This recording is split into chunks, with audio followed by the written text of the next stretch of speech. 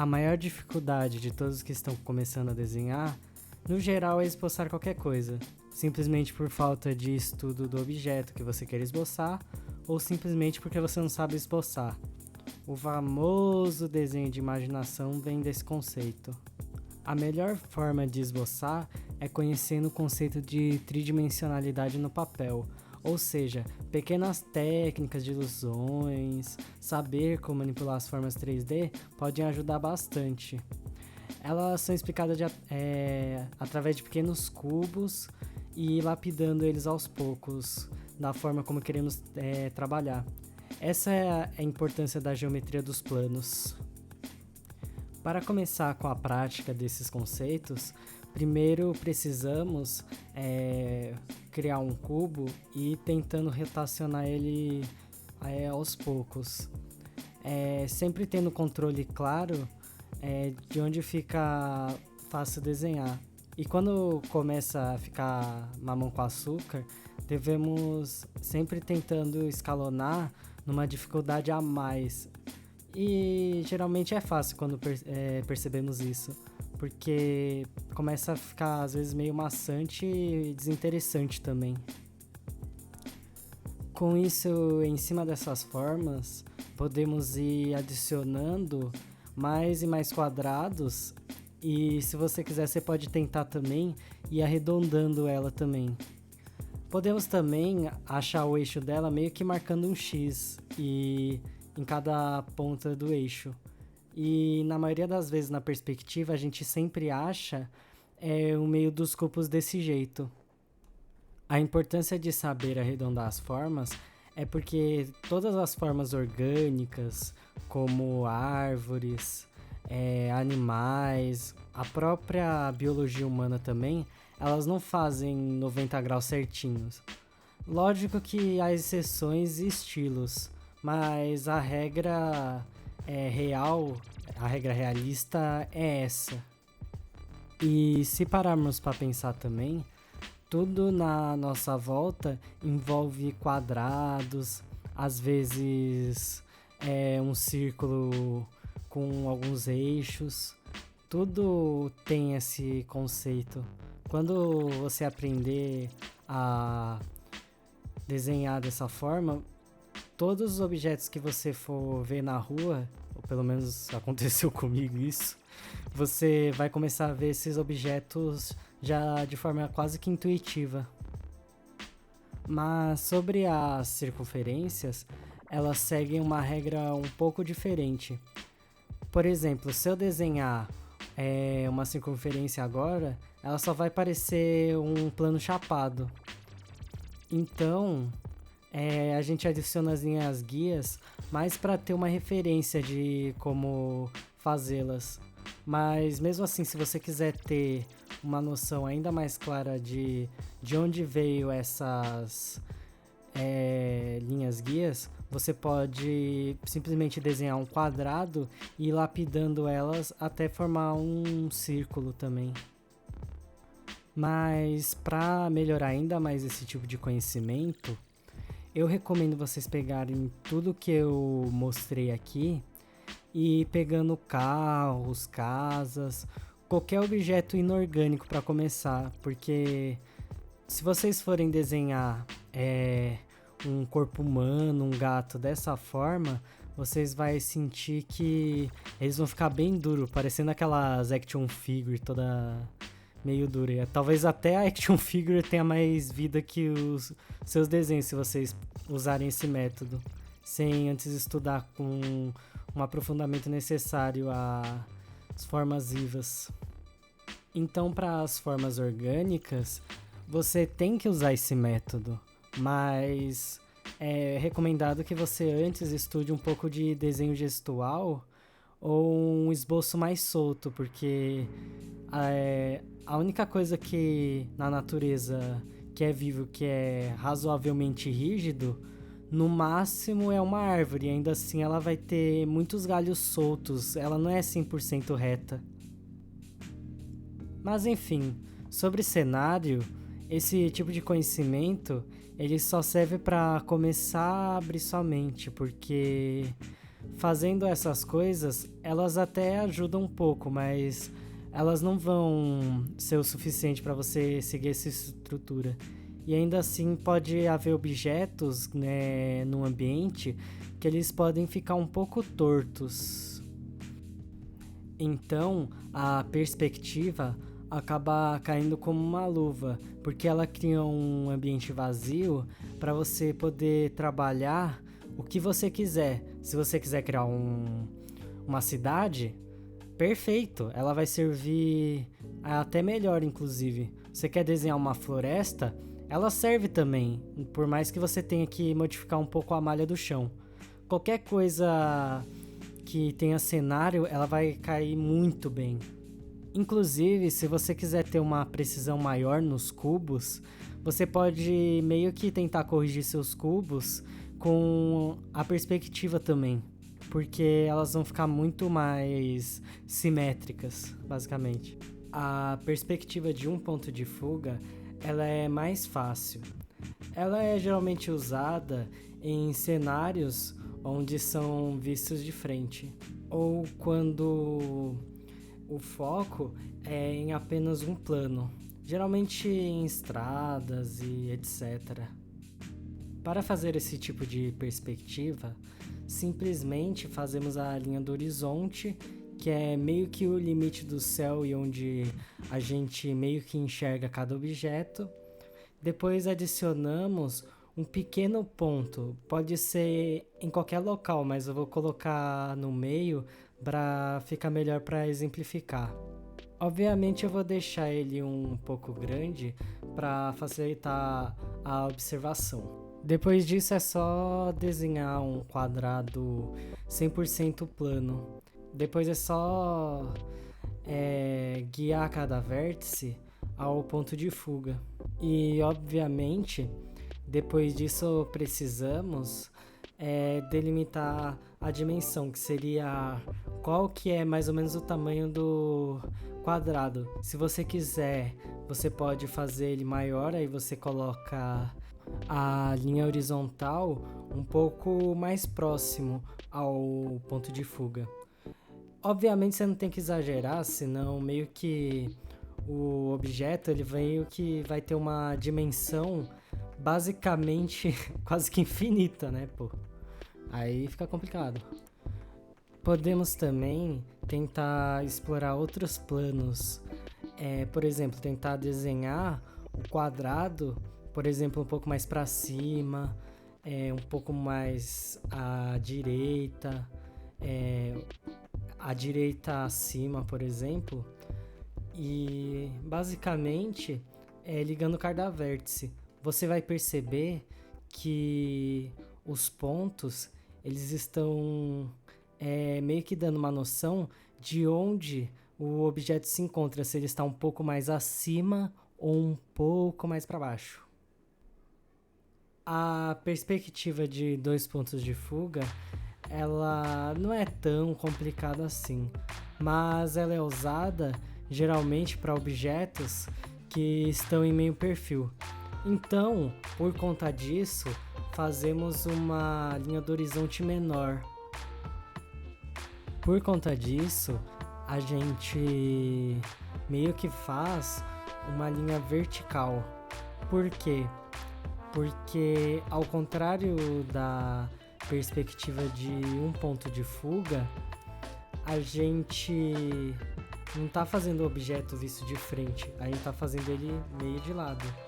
Então a gente vai começar com a quina do quadrado e depois na linha do horizonte a gente vai meio que fazer dois pontos, um em cada lado, e com ele a gente vai ligar o vértice dessa linha vertical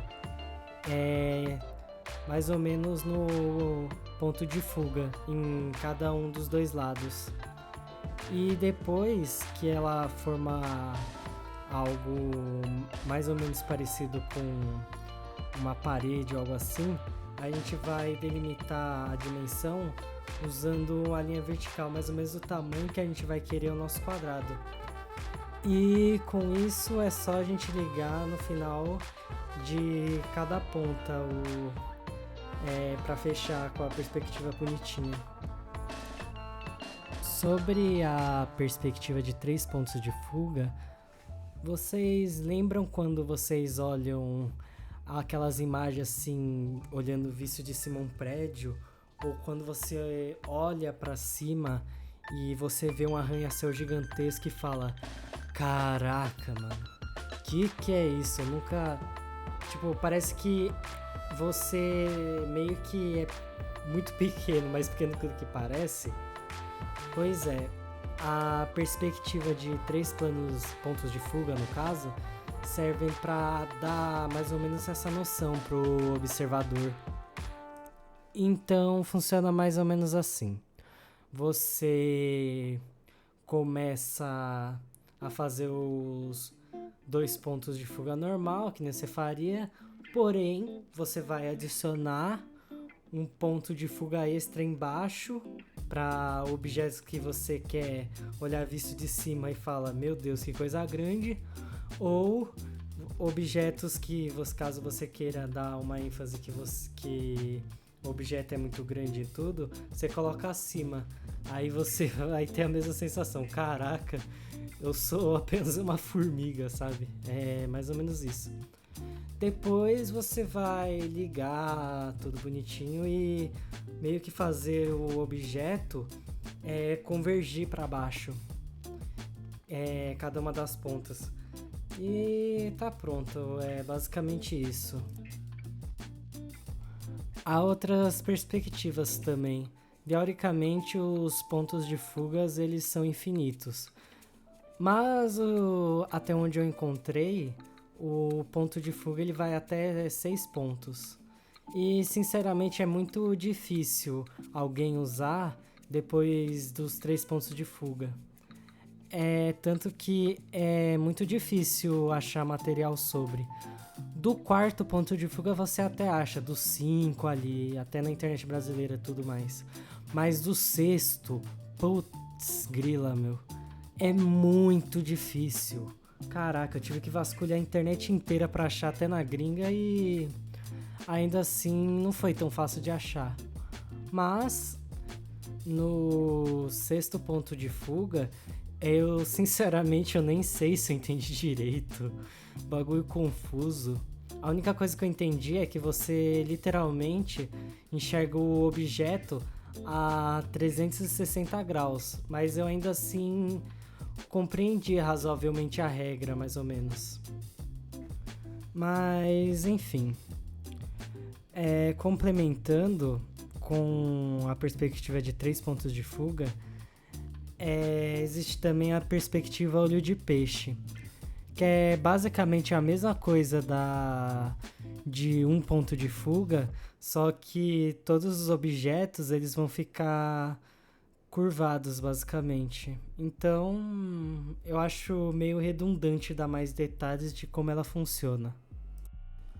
A perspectiva de 4 pontos de fuga, ela é a mesma coisa, tá, com 3 pontos de fuga, só que do olho de peixe.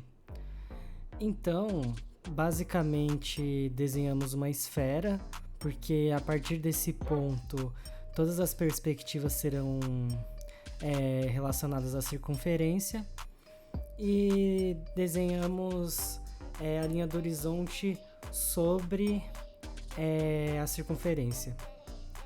Depois adicionamos mais 2 pontos de fuga em cima. Se você quiser, você pode até fazer uma linha também no meio entre os 2 pontos de fuga.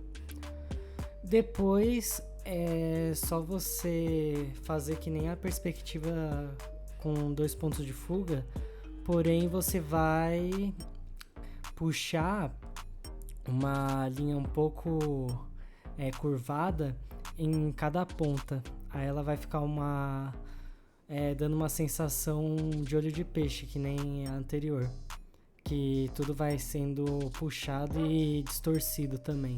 Ela é legal para trabalhar com os desenhos, tudo. Fica uma sensação bem interessante, diga-se de passagem. A perspectiva de 5 pontos de fuga ela lembra uma esfera. Inclusive, ela é mais usada para dar essa sensação de algo mais esférico, etc. Como se você estivesse olhando uma bola de cristal em si. Então, meio que você desenha uma circunferência, que nem a gente fez com 4 pontos de fuga. Fazemos uma linha do horizonte, porém a gente adiciona um ponto de fuga, deixando ela bem similar a com 4 pontos de fuga. E você adiciona tanto as linhas embaixo do ponto de fuga, 2 pontos e 2 pontos no final da linha do horizonte também.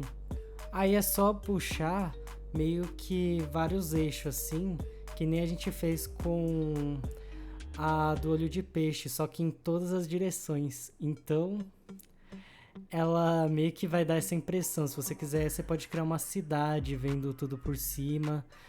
Ou você pode trabalhar ela que nem uma perspectiva normal de um ponto de fuga.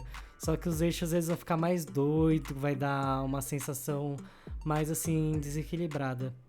Inclusive, eu recomendo você desenhar o personagem em caixa só para ele não ficar tão distorcido, caso você saiba desenhar anatomia ou você tenha treinado um pouco antes.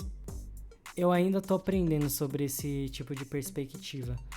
Então, caso vocês saibam mais informações do que eu, por favor me respondam nos comentários.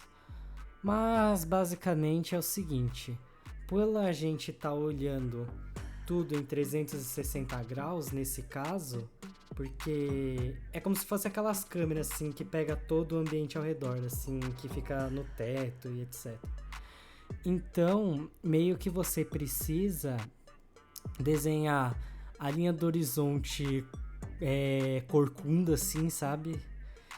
Depois você adiciona os 2 pontos, que não precisam ir até o final da linha do horizonte. Você pode deixar ali mesmo, tipo, bem encostado. Aí com esses 2 pontos de fuga, você vai tentar achar os outros 2, meio que tentando fazer uma curvatura para ver até onde ele vai. Aonde ele parar, é ali que está o ponto de fuga. Faz a mesma coisa do outro lado e pro céu. E pronto. Basicamente é isso. Ela, no geral, eu não achei difícil, mas ela é bem chatinha, vou ser bem honesto. E como eu disse que as perspectivas elas são infinitas, se eu não me engano, eu achei um sueco que ele pegou esse tipo de conceito de perspectiva e criou 7 pontos de fuga. Sinceramente, eu não entendi direito. Eu vou deixar aí na descrição. E se alguém souber esse idioma ou ativar a legenda para tentar entender, sinceramente, boa sorte.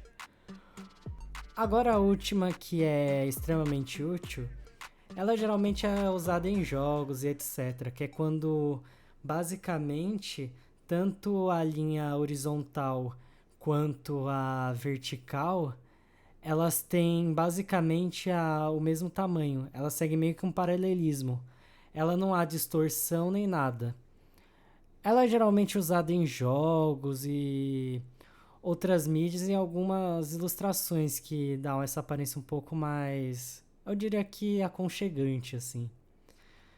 Então, meio que você faz várias linhas paralelas, assim, e depois outras na vertical, mesmo meio que tentando fazer um grid no chão, assim.